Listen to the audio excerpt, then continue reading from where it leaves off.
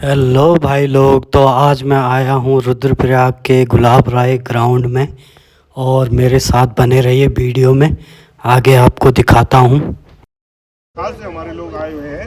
रुद्रप्रयाग और चमोली से कम लोग आए हैं। ये बड़ा चिंता का विषय है क्योंकि हम तो आपकी सुरक्षा के लिए आए हैं यहाँ पे।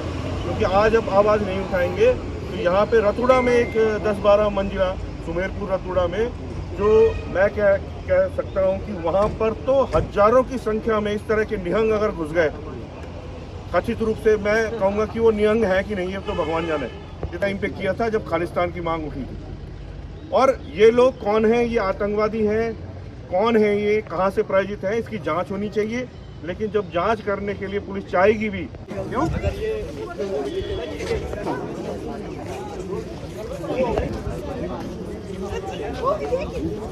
करते हैं उनको पुलिस सम्मान के साथ, पुलिस नहीं यहाँ की सरकार जबरदस्ती हमारी पुलिस को इस तरीके से कमजोर करके उनको सम्मान सहित बॉर्डर पार करवाती है। ये बहुत गंभीर विषय है। इसके लिए जरूरी है कि हम एकजुट हों, एक साथ मिलकर आवाज उठाएं। मैं काफी दूर से आया, सुबह 4 बजे उठ के मैं चौबटखाल से निकला और इस उम्मीद में हम यहाँ पे आए कि रुद्रप्रयाग कर्णप्रयाग की जो जनता होगी उनसे यहाँ के जो सड़कें हैं, ये ग्राउंड है, ये लबालब भरा होगा। ऐसा लग रहा है कि हम अपने जो अधिकार हैं उनकी ही लड़ाई करने में पीछे रह जा रहे हैं और यही कारण है कि हम पिछले 25 सालों से निरंतर लुटते जा रहे हैं। हम सोशल मीडिया तक सीमित रह जाए। और त्रिभुवन चौहान जी जिनके आह्वान पे हम लोग यहाँ पे आए हैं। और मैं ये कहना चाहता हूँ स्पष्ट रूप से कि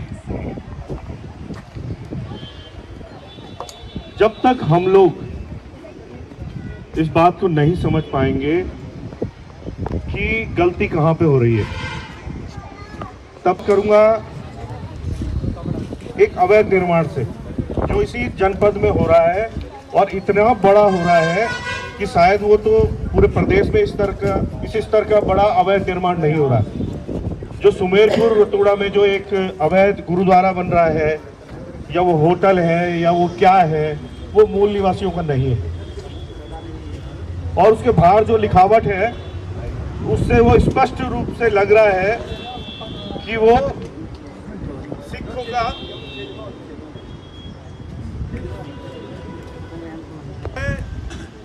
पहले उन व्यक्तियों में था जिन्होंने उसके खिलाफ आरटीआई से जानकारी इकट्ठा करी। वो पूरा डीएम रुद्रप्रयाग को हमने चिट्ठी लिखी कि आप इसके नक्शे की कॉपी दे दीजिए, आपने इसको पास करने की कोई अनुमति दे रखी हो तो वो दे दीजिए। तो उनके पास कुछ नहीं है। उसके ठीक नीचे अलकनंदा नदी बह रही है और निश्चित रूप से उसका जो सीवर होगा, उसका जो ड्रेनेज होगा, और वो उसकी जो दूरी बिल्कुल 10 मीटर से भी कम है। खास तौर पे रुद्रप्रयाग के जो होटलियर भाई हैं जो टूरिज्म का कारोबार कर रहे हैं, उनसे कहा ये आपके पेट पर लात है।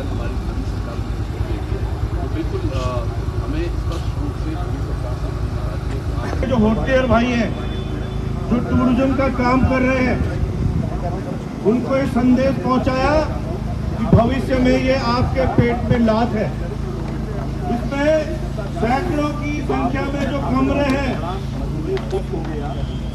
वह कौन रहेगा ये परिभाषित नहीं है। गुरुद्वारे की आड़ में एक कमर्शियल में कमरे नहीं लगने वाले भविष्य में, तो उसके नक्शा पास कराते हो तब जाके स्कीम के भी 43 कराना पड़ेगा, लैंड को कमिश्नर खोल पाओगे। तो आपकी नाक के नीचे जो ये बन रहा है, ये आपके पेट पे लात मारेगा। व्यापारी भाई है जो टूरिज्म का काम करते हैं, इसकी शासन से जुड़ा हुआ है। इसकी जगह पे आए हैं, हम व्यापारी भाइयों तक ये संदेश पहुंचाएंगे कि अगली बार जो बड़ी जनसभा हो उसमें आपकी बड़ी भागीदारी हो।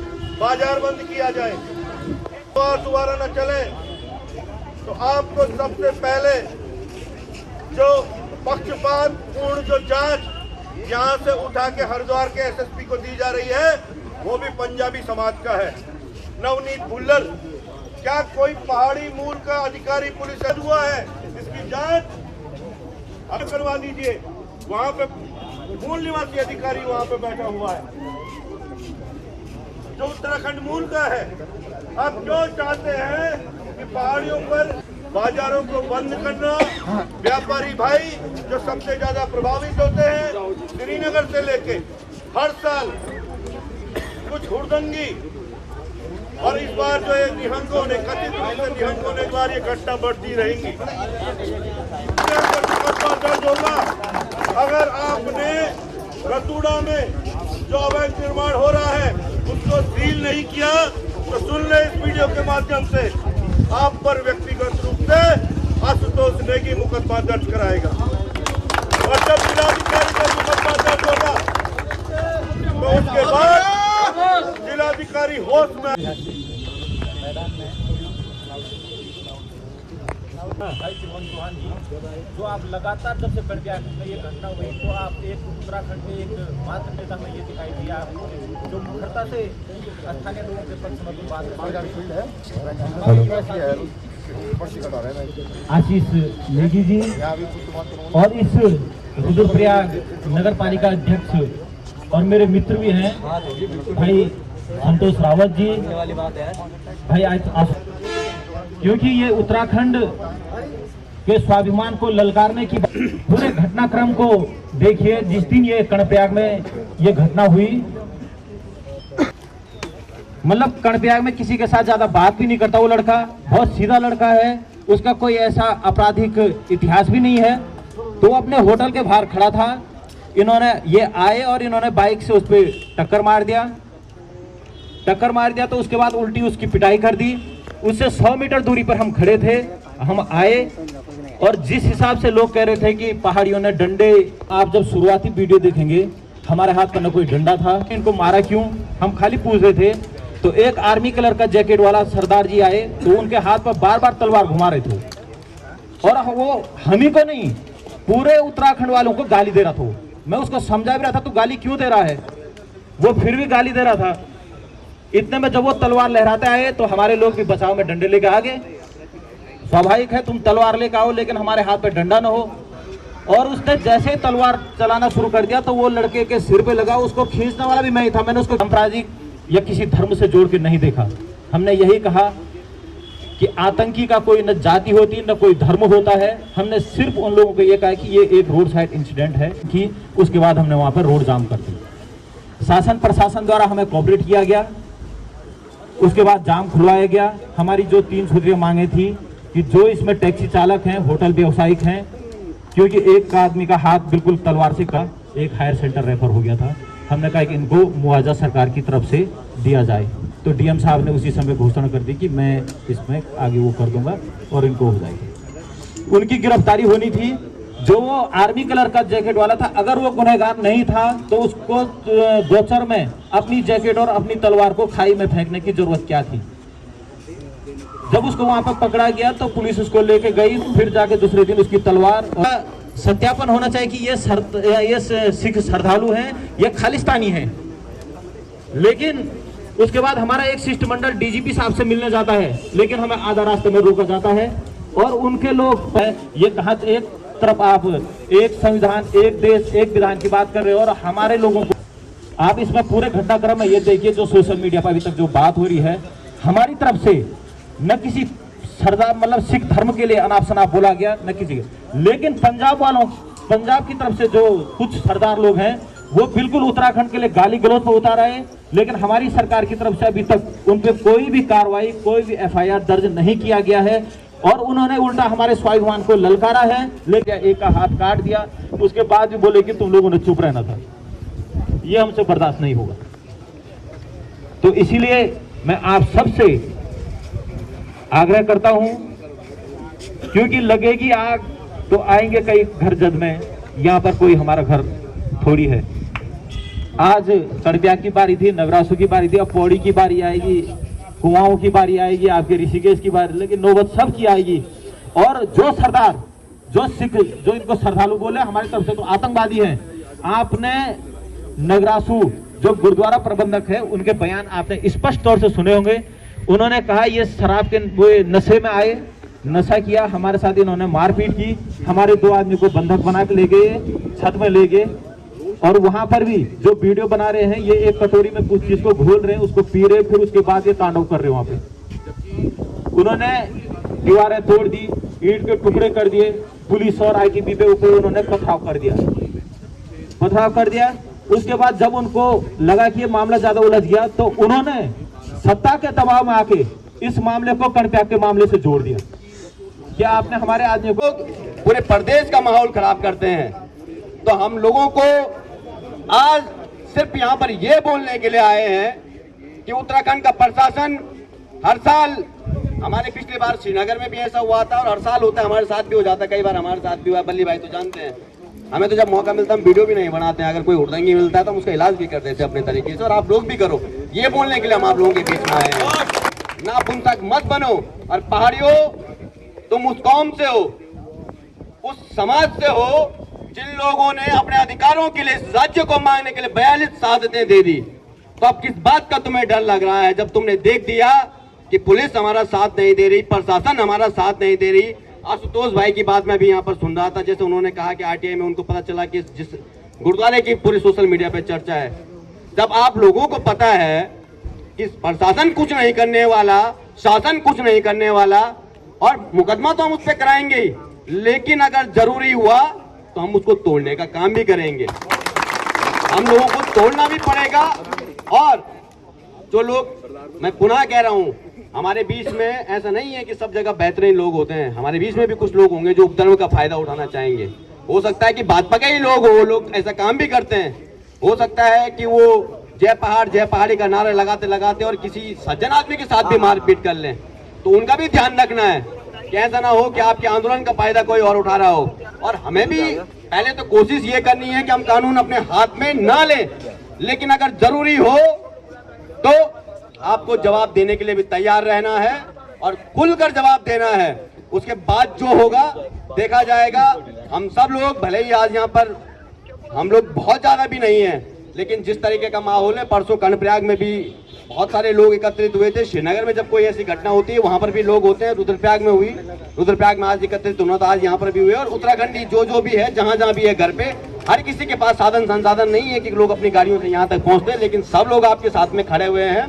तो आप लोग निश्चिंत रहिए, हम सब लोग एकजुट है। और जिस दिन कोई समय ऐसा आएगा, उस समय हम अपने पत्रकार भाइयों से भी कहना चाहते हैं, हमारे पुलिस प्रशासन के लोग जो उत्तराखंडी है उनसे भी कहना चाहते हैं, भाजपा, कांग्रेस, यूकेडी और तमाम एकता की आएगी, उस समय हम सबको एक साथ रहना है। उस समय नेगेटिव बातें नहीं करनी है, क्योंकि कल भी मैं सोशल मीडिया पे देख रहा था, भाजपा से जुड़े हुए कुछ लोग कह रहे थे कि कुछ लोग रुद्रप्रयाग में राजनीतिक महत्व लेने रही है। महेंद्र भट्ट का बयान भी आप सब लोगों ने सुना होगा, किस तरीके की बात कर रहे थे कि 4 धाम यात्रा को रोकने की हम षड्यंत्र कर रहे हैं। अगर हम लोगों के अंदर में षड्यंत्र होता तो क्या हम यहाँ कोने में बैठे होते? सड़कों पे भी तो जाके बैठ सकते थे। या हमारे लोग इतने डरपोक थोड़ी ना है कि हम गुरुद्वारे की छत में जाके 6 लोगों को नहीं उतार सकते थे। लेकिन कोई भी आदमी अपने हाथ में कानून नहीं लेना चाहता था। हमें विश्वास था कि हमारी उत्तराखंड की पुलिस कुछ अच्छा करेगी, उन पे कार्रवाई करेगी, लेकिन जब नहीं हुआ उसके बाद हम लोग सड़कों पे आए हैं। और भविष्य में भी अगर नहीं हुआ, आज इसके बाद, इस सभा के बाद भी अगर कुछ अच्छे पॉजिटिव रिस्पॉन्स नहीं आते, तो हम लोगों को तैयार रहना पड़ेगा। किसी के साथ में बहुत ज्यादा नहीं बोलता हूँ, सब लोगों को मुद्दा पता है, सब लोगों को बातें पता है। एक बार में ये किसी राजनीतिक नारा इसे आप ना समझे, अपने पहाड़ियों की हम जय कहते हैं, तो सब लोग संकोच ना करें, हम एक साथ मिलकर कहेंगे जय पहाड़, जय पहाड़ी, जय पहाड़, जय पहाड़ी, क्षेत्रीय एकता जिंदाबाद, जिंदाबाद, जिंदाबाद, क्षेत्रीय एकता जिंदाबाद, जिंदाबाद, जिंदाबाद। बहुत बहुत धन्यवाद। जय उत्तराखंड। अध्यक्ष भाई आशीष नेगी जी भी यहाँ पर आए हैं। वो तमाम शहीद लोग हैं जिन्होंने अपने स्वाभिमान के लिए, इसलिए हमें मत ललकार। यहाँ पर कई गढ़वाल राइफल्स कुमाऊं रेजिमेंट के सैनिक हैं, और हम फिर कह रहा हूं, हम मार्शल कौम हैं। जब ये राज्य नहीं था, उत्तर प्रदेश था रेजिमेंट, इसका मतलब क्या है? सहारनपुर रेजिमेंट क्यों नहीं बनी? क्योंकि तुम्हारा खून था लड़ाका, तुम मार्शल कौम के लोग हो। तुम्हारा काम था खाना खाना और युद्ध करना। तुम वीर भड़ों की औलादे हो और आज कोई इस तरह से तुम्हें ललकार रहा है। यहाँ इस मन से शांति की बात हो रही है। तुमको महतू बोल जो महाराज की कसम, मानल न कोई भाल चाहिए, पहाड़ियों के खून में उबाल चाहिए, उबाल चाहिए। बड़े चलो गढ़वालियों बड़े चलो, बड़े चलो गढ़वालियों बड़े चलो। भारत माता की जय, जय पहाड़, जय पहाड़ी, जय पहाड़, जय पहाड़ी। आपसे निवेदन है की व्यवस्था करेंगे, पर भक्ति भाव से आइए। हथियारों के दम में अगर आतंक फैलाने की कोशिश की तो हथियार हमारा घोर मबिची। हम वनवासी लोग हैं, हम रॉयल गढ़वाल वाले हैं, कुमाऊं रेजिमेंट वाले हैं। रॉयल गढ़वाल के सैनिक यहाँ पे हैं, उनके बगल में खुखरी लगी रहती है, वो भी हमारा ट्रेडिशनल वेपन है। और जिस तरह से सिख तलवार और कृपाण रख रहे हैं, उस तरह से हम भी रख सकते हैं। अब मैं आपसे एक बात कहता हूं, यह संदेश पंजाब तक पहुंचाना चाहिए कि 1.25 लाख से 1 लड़ाऊं ता मैं गुरु गोविंद सिंह कहलाऊं। क्या गुरु गोविंद सिंह ने यह बोला था कि हम लाखों की संख्या में आएंगे? उन्होंने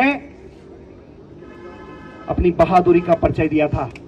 उन्होंने यह बोला था कि अगर सामने से कोई ललकारे और बोले हम इतनी संख्या में आ रखे हैं, तो तुम अकेले खड़े हो जाना अपने धर्म, अपनी संस्कृति, अपने लोगों की रक्षा में। और आज सही मायने में गुरु गोविंद सिंह के वचनों का पालन हमने किया है। हमने ललकारा है कि हम निहत्थे खड़े हैं अपने समाज के लिए। अगर हमारे परिवार तक पहुंचना है तो पहले हमारी लाश से होकर गुजरना पड़ेगा। ये लड़ाई धर्म की नहीं है, ये सिख धर्म की लड़ाई नहीं है, ये उन निहंगों की भी लड़ाई नहीं है। कुछ लोग निहंगों का चोला ओढ़कर निहंगों को बदनाम करने की साजिश कर रहे हैं, ये आप समझिए। और ये सब कुछ चुनाव के लिए हो रहा है, जो पंजाब में चुनाव होने वाले हैं। ये माहौल उसलिए बनाया जा रहा है। अब आप उस घटनाक्रम, वो किसी प्लेन में घुस गए जहां पर सहयात्री बैठे थे और उनको बंधक बना दिया गया, पायलट को बंधक बना दिया गया और 4 दिन तक वो प्लेन इस तरह से उड़ाया गया, घुमाया गया। आप बताइए, जब वो व्यक्ति उस प्लेन से उतरेंगे तो उनके ऊपर कौन सी धारा लगाई जाए? आतंकवाद की परिभाषा क्या होती है? ये स्पष्ट आतंकवाद था। और सबसे जरूरी, मैं रुद्रप्रयाग, कर्णप्रयाग, जितने भी इस मार्ग पे, देवप्रयाग, सभी जगह ये लोग हैं, आप सचेत हो जाइए। कल को जब ये 10 मंजिला भवन यहां पर रतूड़ा में बन रहा है, इसके अंदर जब 5000 हथियार होंगे, तुम्हारा धर्म कहां गया? तुम्हारे मठाधीश कहां गए? पहाड़ियों को अब दलगत राजनीति से हटकर अपनी एक काल भैरव सेना बना लेनी चाहिए, जिसमें बच्चों को शस्त्र चलाना भी सिखाना चाहिए। क्योंकि आप उन लोग, आप साक्षी को सादर प्रणाम। आप सभी लोग इतना दूर दूर बटे आया क्या? हम सभी लोग, मी साक्षी पौड़ी गढ़वाल की चोपड़ा कोट पट्टी कथेली सैंड ब्लॉक बटी छू। मी कद दूर बटी आई होलू, मी परसी तक दिल्ली में छो।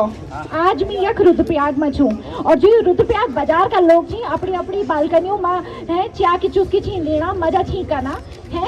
रोज पियो की दुकानदारी चरा चरी की चलती, एक दिन का खातर अपना खातर नहीं है सकता। तुम्हारा खातिर रुद्रप्रयाग का लोगों का खातिर या कितना दूर दूर बटी 200 किलोमीटर 300 किलोमीटर बटी सब लोगों भांग खाई जियक है। आप सब लोग सोचा कि तुम सब लोग इतना दूर बटे आए, अच्छा क्या का खातिर, यूं का खातिर ना। अगर यह खाला कोई निहंग सरदार तलवार लेकर स्वॉर्ड लेकर तो यूं फिर बोल ना हमला कि तुम फिर दिल्ली में होड़ो हमला हम पर वक्त मेरा फैल सैंड ब्लॉक में होड़ो हम पर तो कुछ नहीं होड़ो जय तो होड़ो या खोलो तो पहले यूं तो सचेत होड़ पड़ो सी होली।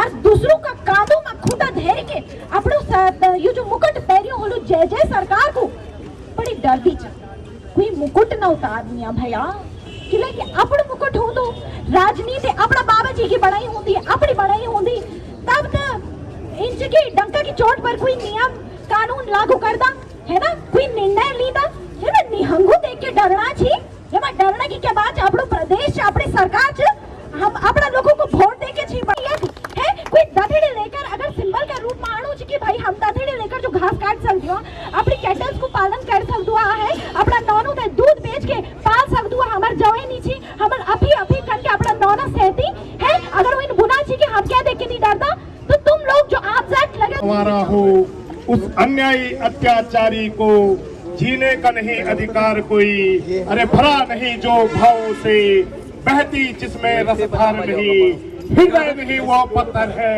जिसमें इस देश भूमि के लिए प्यार नहीं। साथियों, आपने देखा होगा 7 निहंग सिखों ने हमारे मुंह पे उन्होंने सारे जिले के सब जिनकी नाली थाली में हम लोग रहते हैं, जिनका मुनि महाराज जी को चढ़ाते हैं। जब मुनि महाराज जी 14 साल बाद अपनी दीवारा यात्रा पे निकल रहे थे तो प्रशासन ने मुनि महाराज जी का गेट नहीं तोड़ा, मुनि महाराज जी को उनके ड्यूके में जाने से रोका गया। पहले दिन हम चुप रहे, दूसरे दिन भी जब वही स्थिति आई, प्रशासन खड़ा रहा, तो हमें मजबूर होकर मात्र 4 फीट वो गेट तोड़ना पड़ा और हम 56 लोगों पे नामजद मुकदमे हुए। और आज देखिए, पंजाब से 7 लोगों ने प्रशासन के मुंह पे तमाचा। इस सरकार ने ऐसी कर दी है कि अपराधी से पहले उसकी जाति देखी जाती है, उसका धर्म देखा जाता है, अपराध नहीं देखा जाता है, उससे होने वाले राजनीतिक नफा नुकसान को देखा जाता है। साथियों, हम माधव सिंह के वंशज के लोग हैं। हम जिस स्थान पर बैठे हैं, यहाँ पे 200 से ज्यादा लोग शहीदों की हमारी नाम लगे हुए हैं, और ये मात्र उत्तराखंड के लोग, रुद्रप्रयाग जिले के लोग हैं। पूरे उत्तराखंड में कितने होंगे?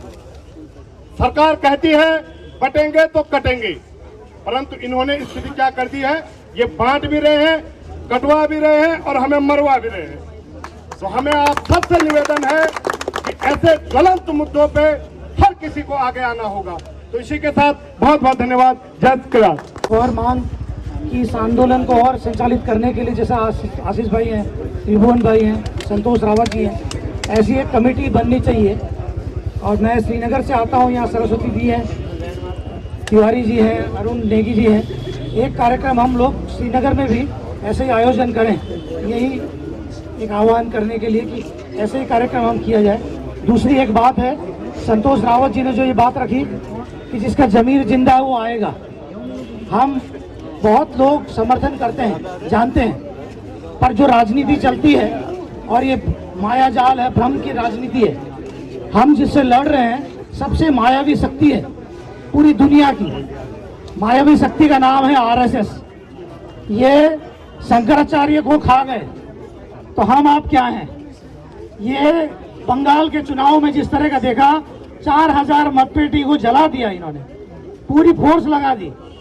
ये जिस कि जब आप सब जानते हैं सीताहरण के बारे में, सामान्य रूप से नहीं गया, आज ये बीजेपी आरएसएस में पहना हुआ है। हम सबके अंदर धार्मिकता है। तो नहीं लग रहा मुख्यमंत्री के सामने लड़ रहे हो। उन्होंने बोला मैंने शपथ संविधान के लिए, मैंने ये वर्दी पहनी है जनता की रक्षा के लिए, और I am fighting against a criminal who has occupied the post of chief minister. ये नरेंद्र मोदी जी के लिए बोला कि मैं एक क्रिमिनल के सामने लड़ रहा हूं जो मुख्यमंत्री की कुर्सी में बैठा हूं। इनका नाम संजीव भट्ट है। वो 18 साल की आजीवन कारावास जेल काट रहे हैं आज भी गुजरात में। ऐसे अपराइट ऑफिसर इस देश में है, पर ये 4 दिन के बाद में जिस तरह का शरणागति में गए, हमारे बच्चों के लिए क्या शिक्षा होगी?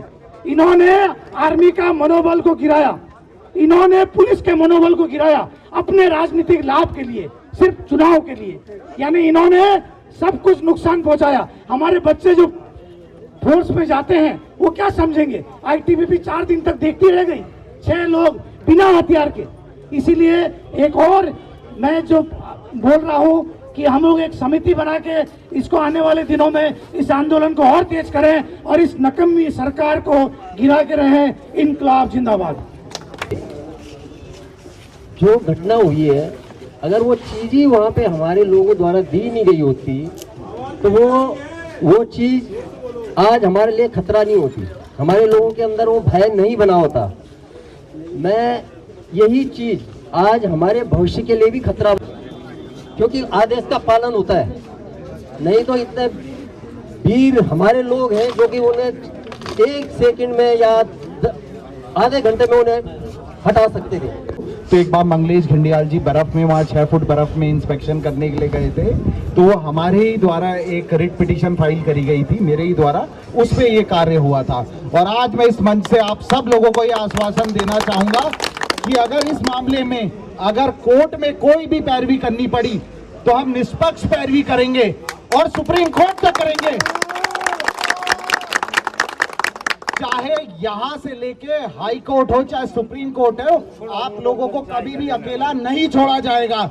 हम सब आज, अगर मैं ये बात बड़े फख्र से कह पाता हूं कि मैं सुप्रीम कोर्ट में वकील हूं और मैं उत्तराखंड की धरती से आता हूं, मैं कोटद्वार एक जगह से आता हूं, तो मेरा ये सबसे पहला फर्ज बनता है कि जो कोटद्वार या अपने उत्तराखंड में कहीं के लिए भी कोई कार्य हो सका जिसमें मैं अपना कुछ मदद कर सकता हूं, तो मैं निष्पक्ष और फ्री सेवा इसको दूंगा। और जहां भी जरूरत हुई मैं व्यक्तिगत रूप पे खड़ा रहूंगा इस काम को करने के लिए। तो इसी, क्योंकि यहाँ पे लाइन बहुत लंबी है और आगे और वक्ता है, तो मैं ज्यादा समय ना लेते हुए इस माइक को मोहित जी को दूंगा। पता की। और आज यहाँ पर जब हम आ रहे थे तो हमें उम्मीद थी कि क्षेत्र